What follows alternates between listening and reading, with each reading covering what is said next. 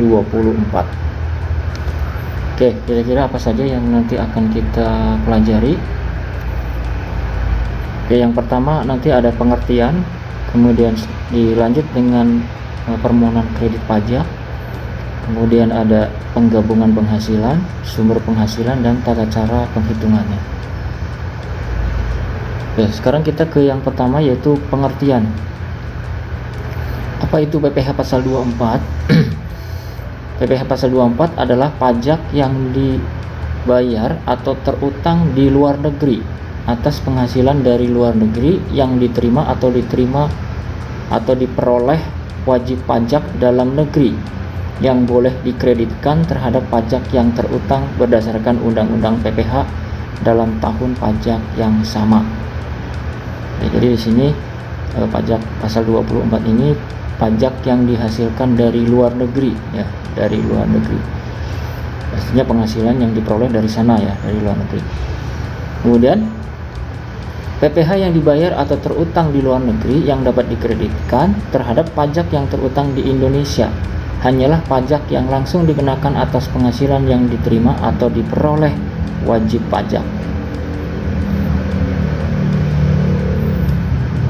Oke, kemudian selanjutnya adalah bagaimana cara atau mekanisme dari permohonan kredit pajak.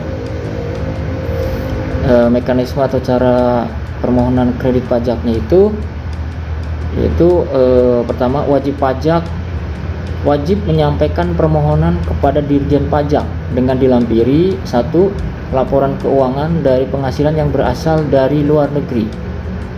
Kemudian fotokopi SPT pajak yang disampaikan di luar negeri dan dokumen pembayaran pajak yang di luar negeri.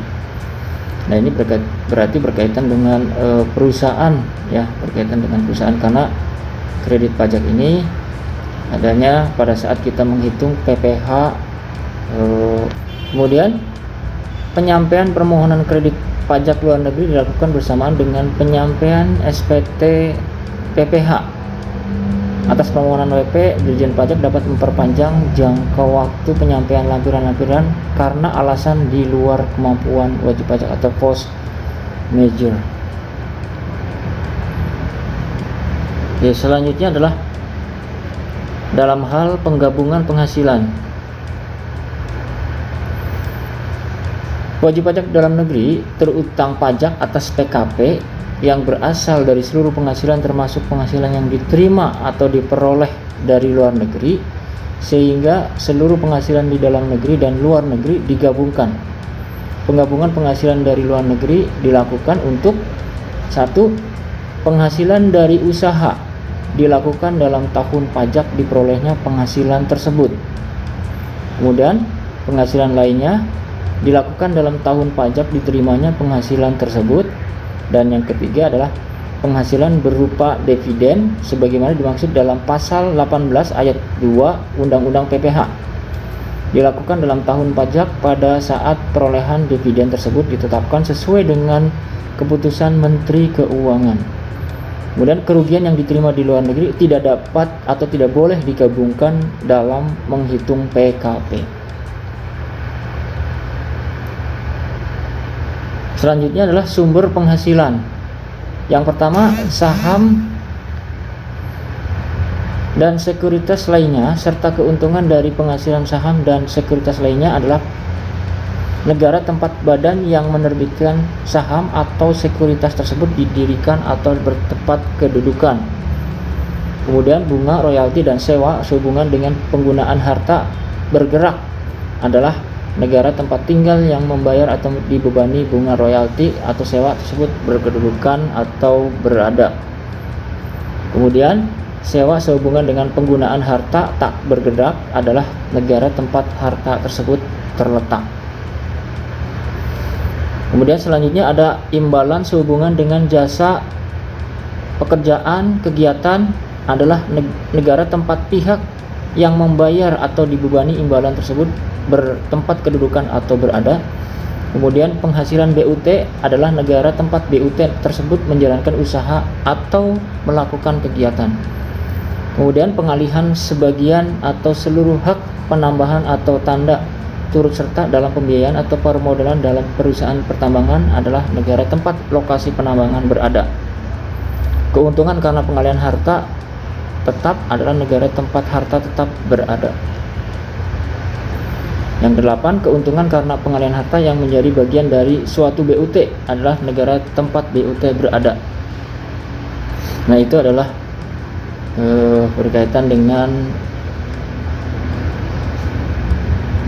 sumber penghasilan ya. Nah, selanjutnya ini ada tata cara perhitungannya. Nah, ini ada beberapa poin, yaitu kredit pajak luar negeri wajib pajak badan, kemudian kredit pajak luar negeri wajib pajak orang pribadi, kerugian di dalam negeri, kerugian di luar negeri, penghasilan luar negeri bersumber dari berbagai negara, penghasilan yang dikenakan pajak yang bersifat final, dan perubahan jumlah penghasilan dari luar negeri. Nah, ini tata caranya sekaligus perhitungannya ya. Nah, ini ada contoh soal dari pembahasan yang untuk poin pertama, yaitu kredit pajak luar negeri wajib pajak badan. Contoh kasusnya seperti ini. PT Bahari di Jakarta memperoleh penghasilan neto tahun 2016 sebagai berikut. Penghasilan dalam negeri 1 miliar. Kemudian luar negeri dengan tarif 20% adalah 1 miliar. Kemudian kita hitung penghitungan jumlah maksimum kredit pajak luar negeri, yaitu penghasilan luar negeri 1 miliar, kemudian penghasilan dalam negeri juga 1 miliar. Jadi jumlah penghasilan netonya adalah 2 miliar, digabungkan ya, dijumlahkan. Kemudian selanjutnya, apabila jumlah penghasilan neto sama dengan PKP, maka tarif pasal 17 ayat 2A PPh yang terutangnya adalah 25% kali dengan 2 miliar, sehingga hasilnya 250 juta. Kemudian batas maksimum kredit pajak luar negeri adalah, nah ini ada perhitungannya ya, batas maksimumnya itu peredaran bruto dibagi dengan PKP ya, peredaran bruto dibagi dengan PKP, yaitu 1 miliar dibagi dengan 2 miliar, kemudian dikali dengan 250 juta, sehingga menghasilkan 125 juta. Nah, ini untuk perhitungan yang kredit pajak luar negeri wajib pajak badan. Kemudian untuk yang kredit pajak luar negeri wajib pajak orang pribadi. Nah, ini soalnya hampir sama dengan yang tadi ya. Cuman di sini ada keterangannya berkaitan dengan orang pribadi. Jadi atas namanya adalah orang pribadi. Di sini ada Ardan Kodri ya, berstatus tidak kawin, kemudian 0 ya, tidak kawin 0, dan memperoleh penghasilan neto tahun 2016 sama ya, penghasilan dalam negeri 1 miliar, luar negerinya juga 1 miliar. Kemudian selanjutnya kita hitung, kita jumlahkan yang nomor 1, menghasilkan penghasilan neto 2 miliar, kemudian dikurangi dengan PTKP ya, PTKP nya itu berarti 54 juta ya, sehingga PKP nya adalah 1.946.500.000. Kemudian setelah itu kita hitung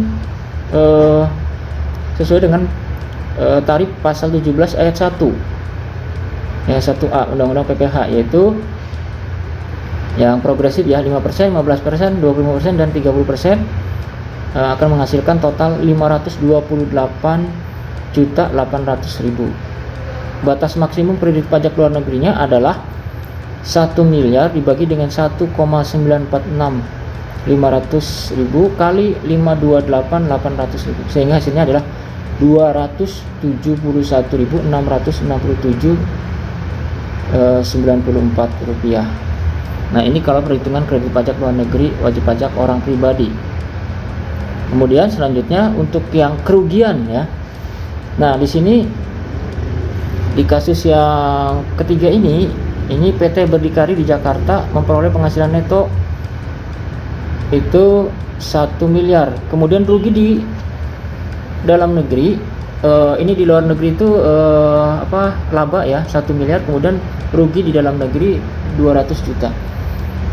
Kemudian batas atas penghasilan di luar negeri misal 40% atau 400 juta.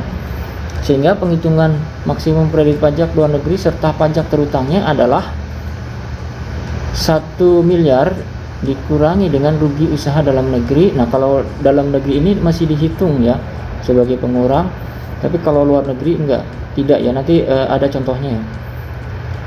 Sehingga jumlah penghasilan netonya adalah 800 juta. Kemudian apabila jumlah penghasilan neto sama dengan PKP sesuai dengan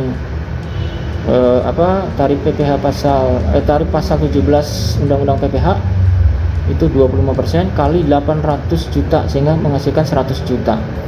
Batas maksimum kredit pajak luar negerinya 1 miliar dibagi dengan 800 juta dikali dengan 100 juta menghasilkan 125 juta. Nah, ini untuk yang dalam negeri.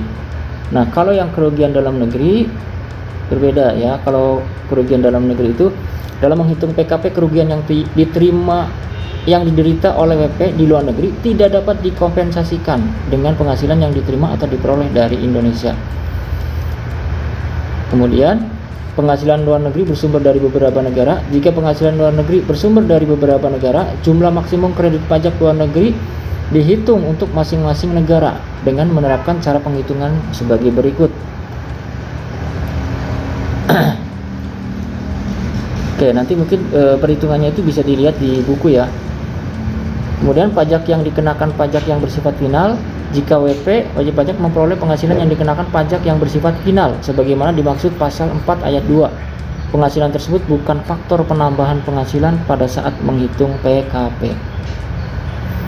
Kemudian perubahan jumlah penghasilan dari luar negeri. Jika terjadi koreksi fiskal di luar negeri yang menyebabkan adanya tambahan penghasilan yang mengakibatkan pajak atas penghasilan terutang di luar negeri lebih besar dari yang dilaporkan SPT tahunan, sehingga pajak di luar negeri kurang dibayar, terdapat kemungkinan PPh di Indonesia juga kurang dibayar sepanjang koreksi fiskal di luar negeri tersebut dilaporkan sendiri oleh WP melalui pembetulan SPT tahunan. Bunga yang terutang atas pajak yang kurang dibayar tersebut tidak ditagih. Oke, demikian untuk pembahasan PPh pasal 24. Nanti mungkin lebih lengkapnya bisa Anda lihat di buku yang Halim ya. Sekian, terima kasih. Assalamualaikum warahmatullahi wabarakatuh.